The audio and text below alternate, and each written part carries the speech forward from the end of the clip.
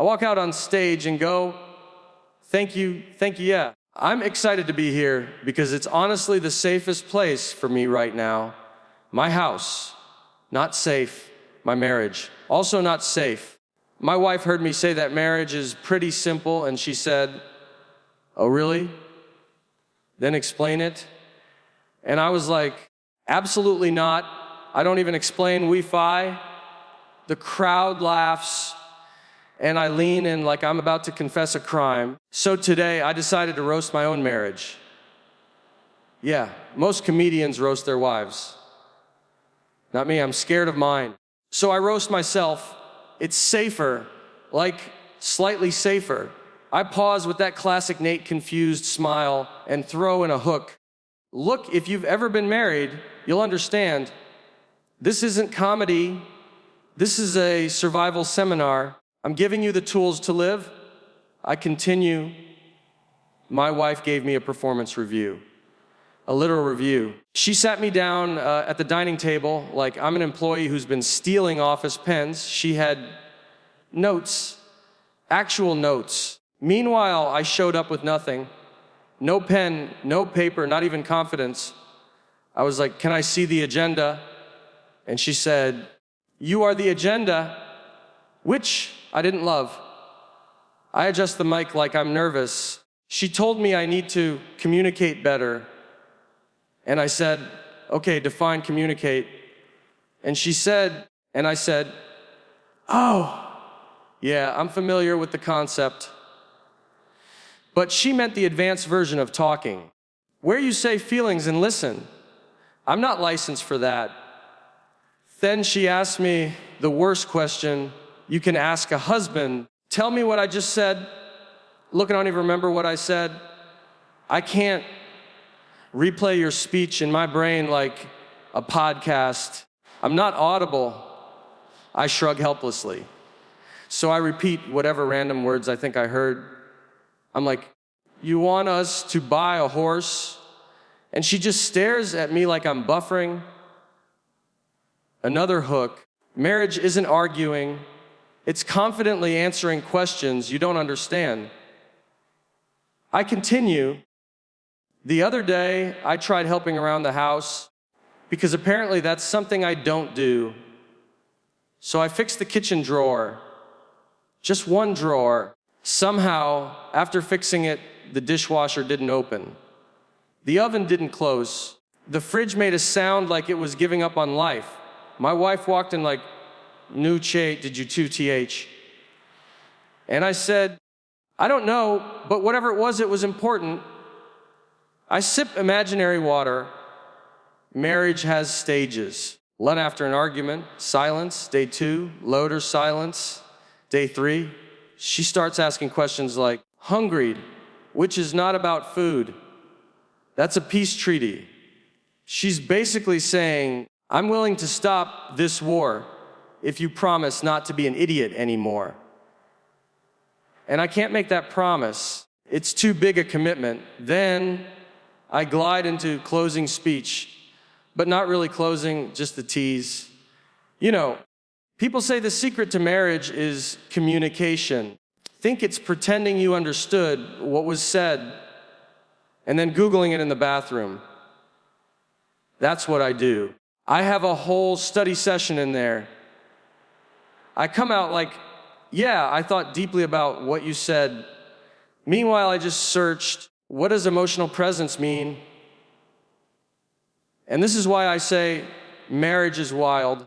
You spend your whole life trying to be a better partner. And the moment you think you did something right, your wife looks at you like, "Why would you do that?" And honestly, part of me wants to answer, but the other part is like, "Because," and the crowd leans in, waiting for the next part. And I just let the silence sit.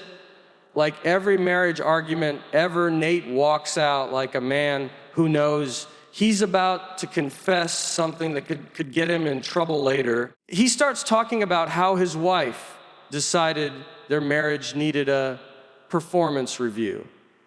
Not a conversation, not a check-in, a full corporate style evaluation, like he works for her company, and has been stealing staplers. He says she sat him down at the dining table, which suddenly felt exactly like HR headquarters.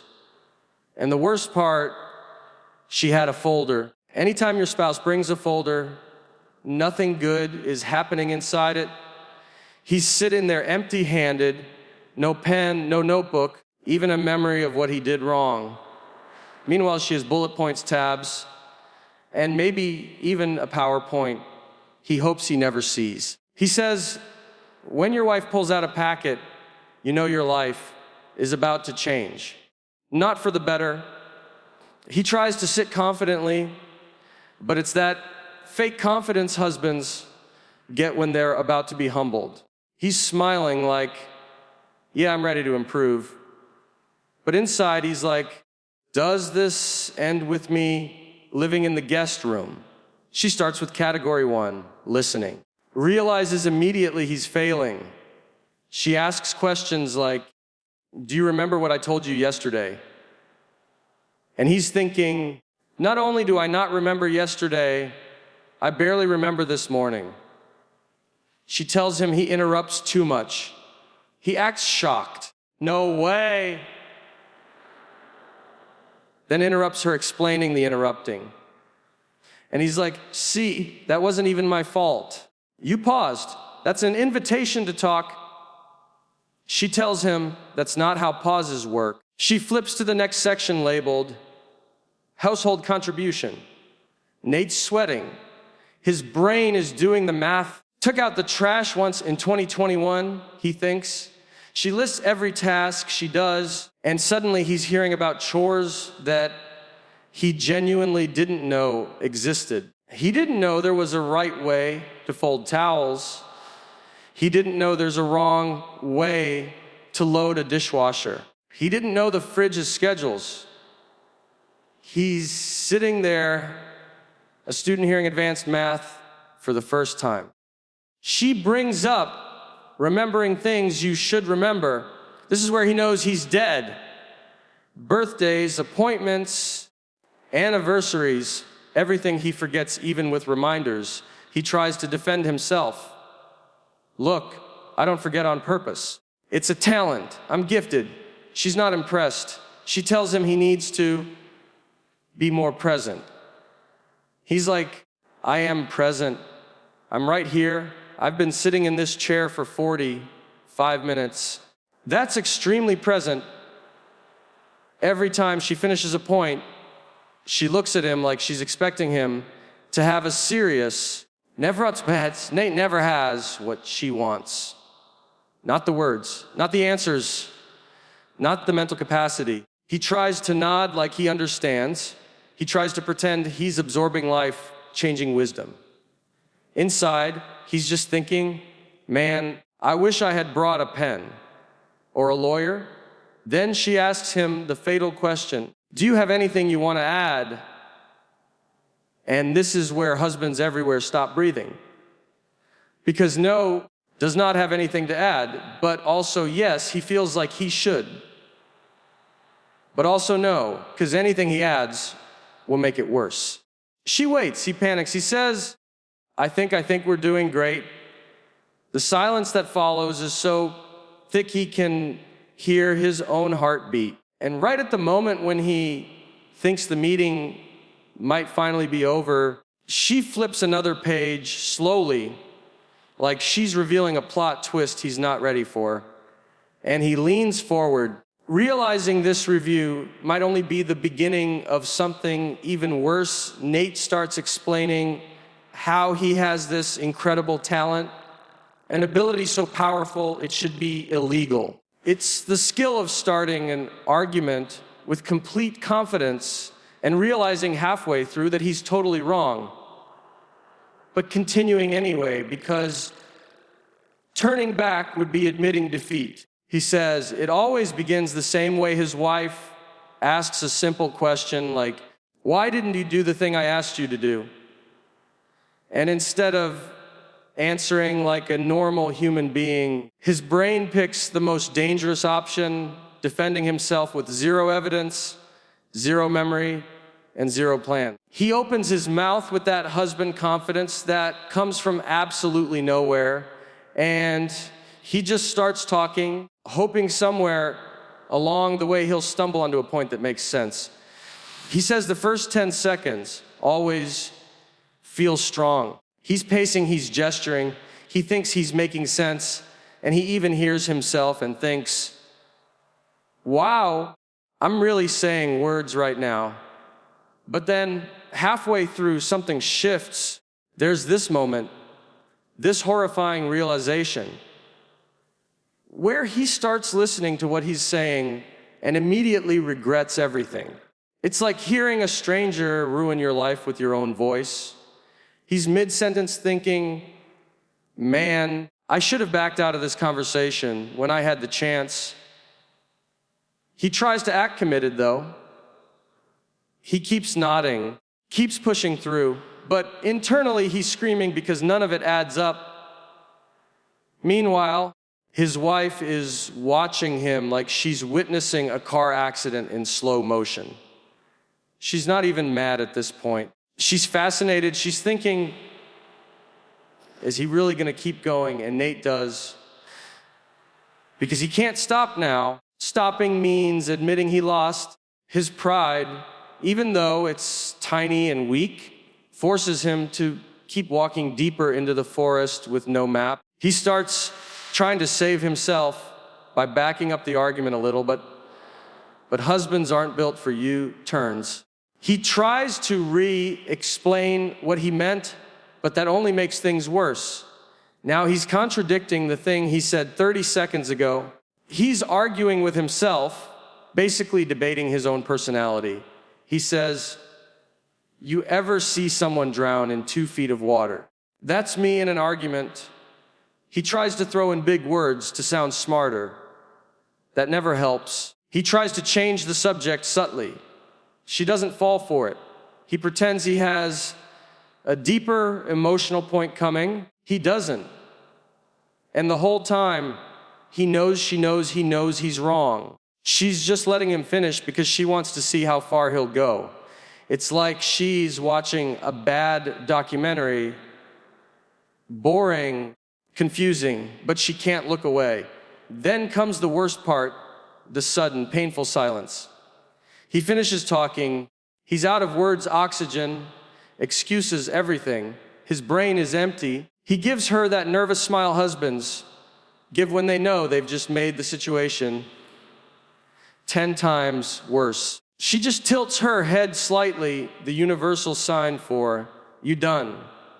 He tries to backtrack, but it's too late. He tries to restart, but he already ruined the opening. He tries to breathe, but even his lungs are like, you got yourself into this.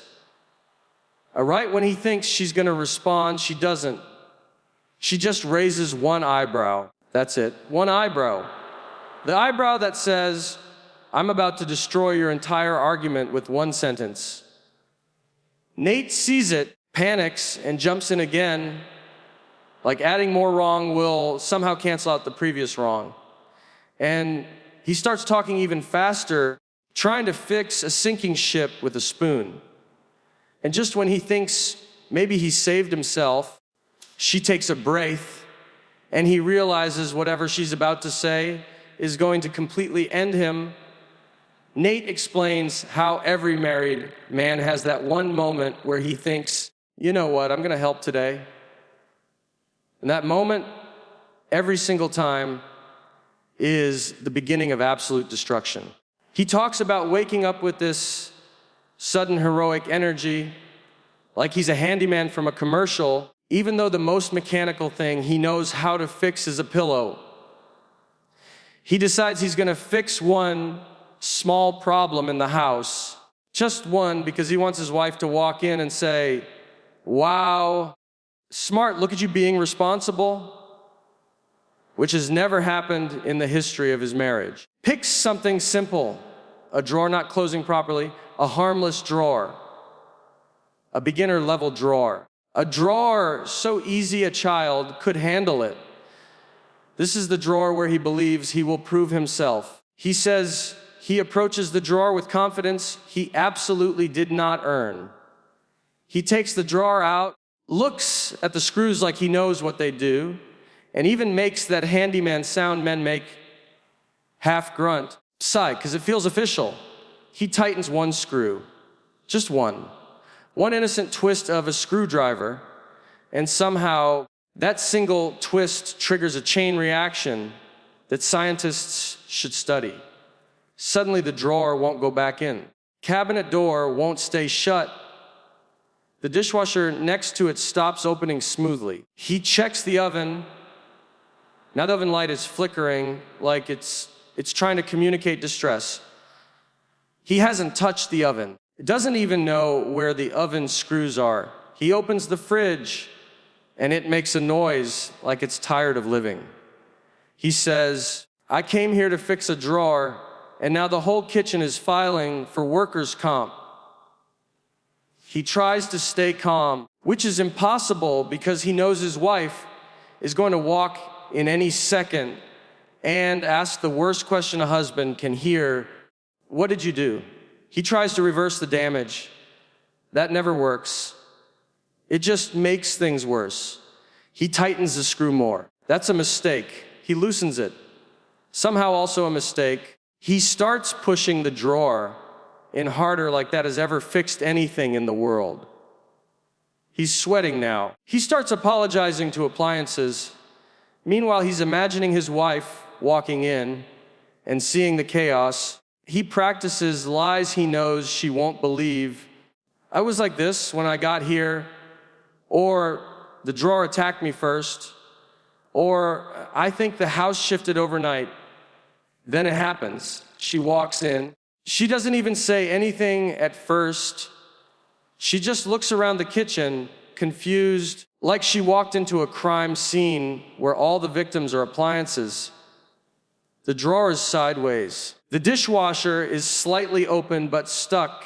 The oven light is shaking like a horror movie. She slowly looks at him.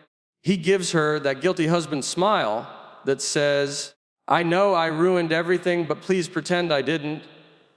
She finally asks, what did you touch? Not what happened, or are you okay? Just what did you touch? Because she already knows it's his fault. Tries to explain in the simplest way possible, I touched the drawer. And she says, why is the fridge making that sound? He has no answer. He doesn't know how to say, it's all connected somehow, because he doesn't even understand what that means. All he knows is that one tiny attempt to help has turned into a full kitchen meltdown, and he's standing in the middle of it like a man who needs adult supervision. He tries one last desperate move. He gently pushes the drawer in again, hoping it magically fixes itself. It doesn't. Makes a sound no drawer should ever make. He panics and steps back like it might explode. His wife just crosses her arms, gives him that look. Right when he thinks she's about to lecture him, she takes a deep breath, and he knows whatever comes next is going to be a level of disappointment he is absolutely not ready for. Nate starts explaining how married arguments don't begin with yelling, they begin with silence, which is somehow 10 times scarier. He says the moment you realize you're in trouble is never when your wife says something, it's when she doesn't say anything. There's a shift in the air, like the Wi-Fi signal of your relationship has gone down. He says day one after an argument is the quietest day of your life. The house feels like a museum where even the furniture is judging you. You start walking softer, breathing quieter, closing doors like you're diffusing a bomb. He says you try to act normal, but everything feels exaggerated. You take one step and it echoes through the whole house. You set your phone down and suddenly it sounds like a thunderstorm. You cough and you apologize to the air. He says day two is the day of loud silence. This is when the silent treatment evolves. She's not just quiet, She's quiet, with purpose.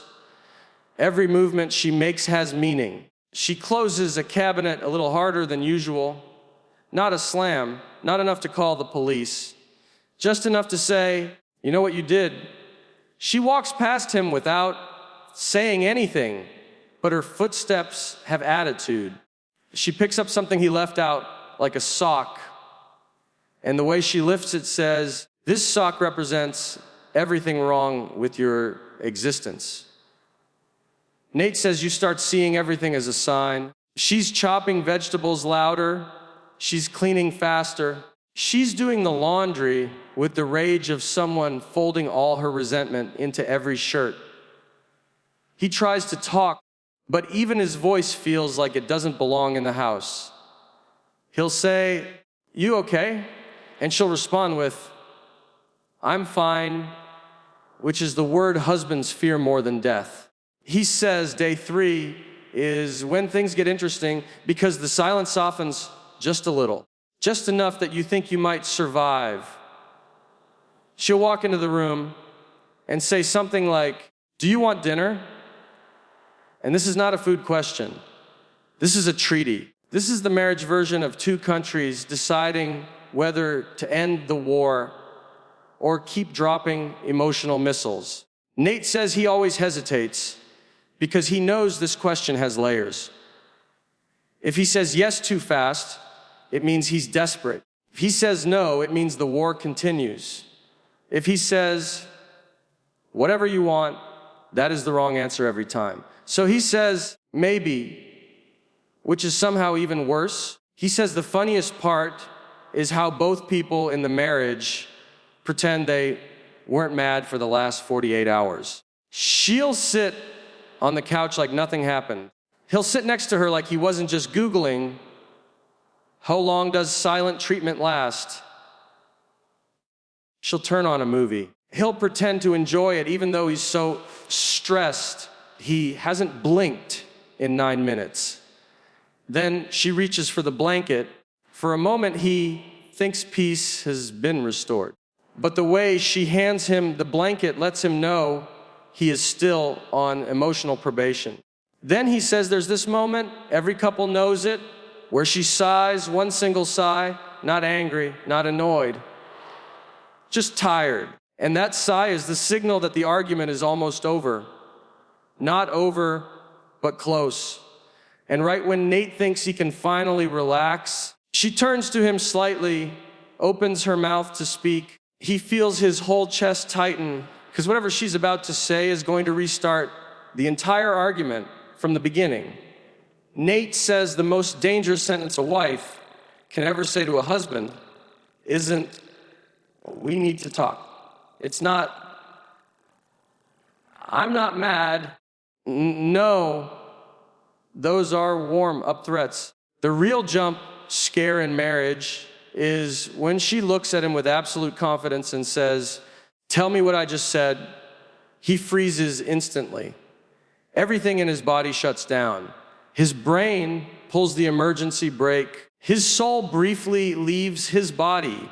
He says it's the closest he's ever felt to taking a final exam he didn't study for, in a subject he didn't even know he was enrolled in. He explains that every husband believes he's listening until he's asked to prove it. Because listening in marriage isn't just hearing. Listening is hearing, understanding, remembering, decoding, summarizing, delivering a TED Talk on what she meant emotionally, spiritually, and logistically. Says husbands are not built for this level of comprehension. He hears words, sure, but they pass right through his brain like a breeze through an empty hallway. He nods a lot, though. He's great at nodding. He says nodding is the married man's survival instinct. It's the camouflage of communication. If you nod at the right times, you can survive an entire conversation without knowing what planet you're on. But the nodding doesn't help when she asks that fatal question. He tries to stall. He repeats the question, tell you what you said, as if maybe she'll get confused and forget what she asked. She doesn't. She never does. Looks at her face and there's no mercy in her eyes. She knows he wasn't listening. She knew before she even asked. This isn't a question, it's a test. And she's the examiner. And the examiner is bored and ready to fail him. So Nate does what all husbands do. He panics and tries to guess. He starts strong, hoping confidence will mask the fact that he has no idea what's happening. He says something completely random like, "You were saying that we need to work on stuff?" He watches her expression, trying to see if he got lucky. She looks at him like he just recited a grocery list from another family. He tries again. Something about dinner, or dinner feelings. He explains the worst part is that his guesses keep getting worse. He starts throwing out every word he's heard in the last week. Schedule, communication, the kids, the car, empathy, towels. He says he once answered, "Maybe you said you were cold," and she wasn't even in the room when he said it.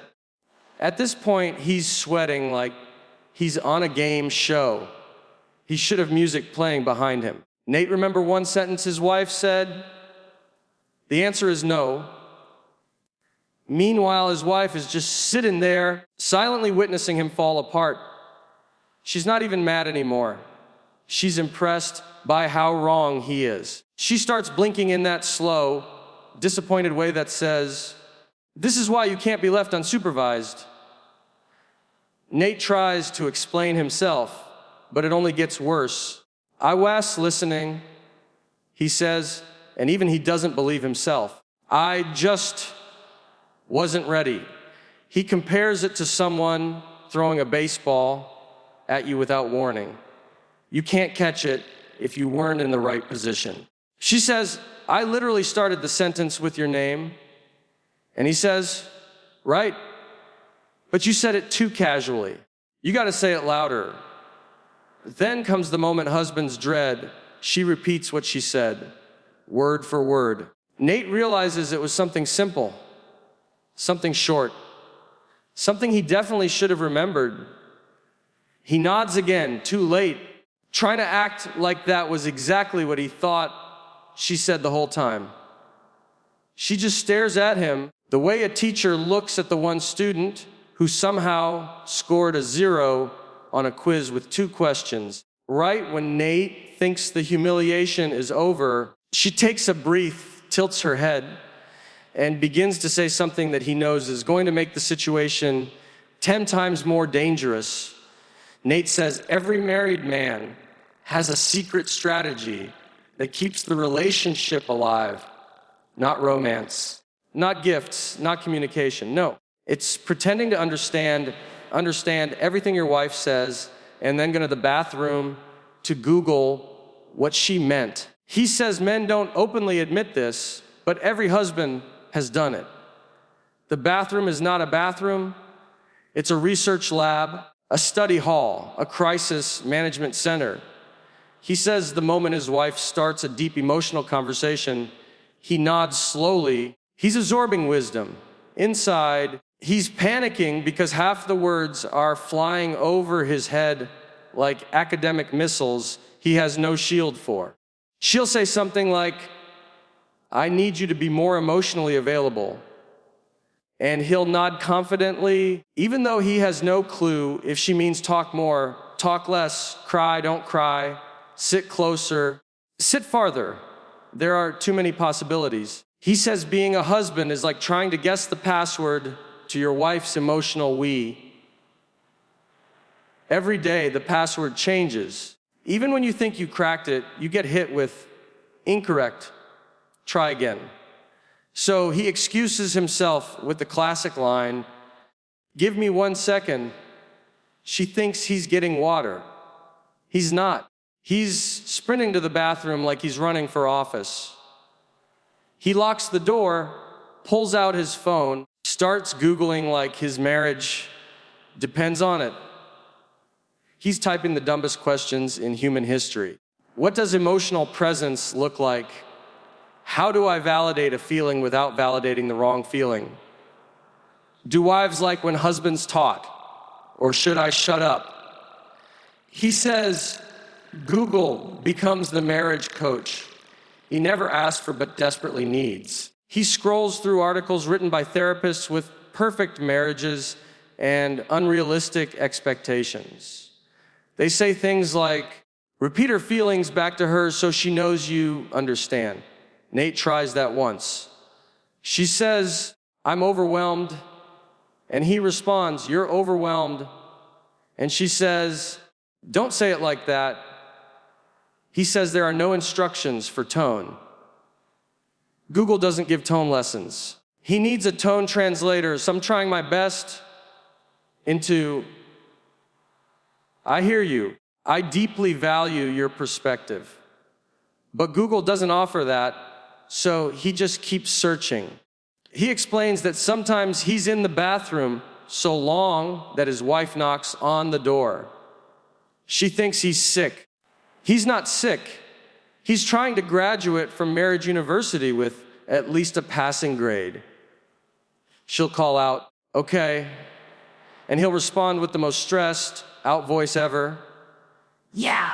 Just thinking she doesn't realize he's in there reading full relationship articles like he's studying for a bar exam he didn't know he had. He says after gathering enough information to fake emotional intelligence for the next 7 minutes, he finally walks out of the bathroom like he's returning from a spiritual retreat. He sits down next to her with a wiser expression, too wise, honestly, and says something like, I understand what you're feeling, and I want to create a space where we can grow together.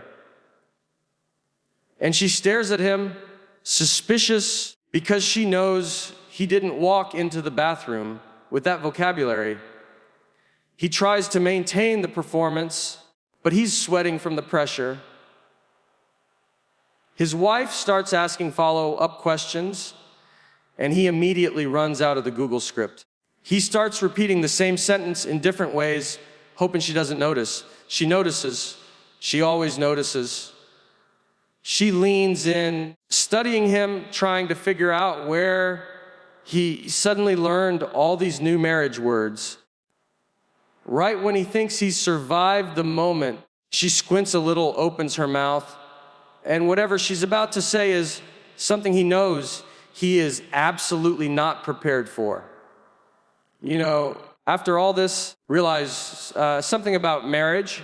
It's basically just two people pretending they know what they're doing while silently hoping the other one doesn't call them out on it. Somehow, my wife still thinks I'm the one who needs more supervision. That's the funniest part.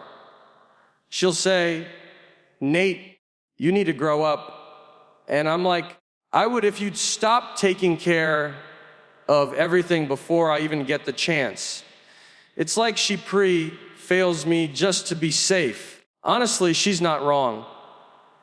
But here we are, years later, still together, still confused, still arguing about the thermostat like it's a hostage negotiation. And every time I mess something up, she gives me that look, the look that says, I knew you'd do that, but I said nothing just to watch what would happen. And that is terrifying. That's marriage. That's real love, someone who knows you're a disaster, but still lets you walk around unsupervised. And I keep thinking, if roasting my marriage teaches me anything, it's that my wife already has a full-time job doing exactly that. She's been roasting me for years. I'm basically the warm-up act in my own house. And the worst part, she's funnier. I didn't even want to admit that. Here we are. So, yeah, if you ever wonder how strong a marriage is, just see how long two people can survive using Google Maps together without threatening divorce. If you make it through that, you can make it through anything. And trust me, we barely made it. But that's the beauty of it. we keep going one argument, one roast, one confused Nate moment at a time, and somehow it still works. The crazy part is the moment I think I learned something, my wife shows up like, "Oh no, sweetie, we're just getting started."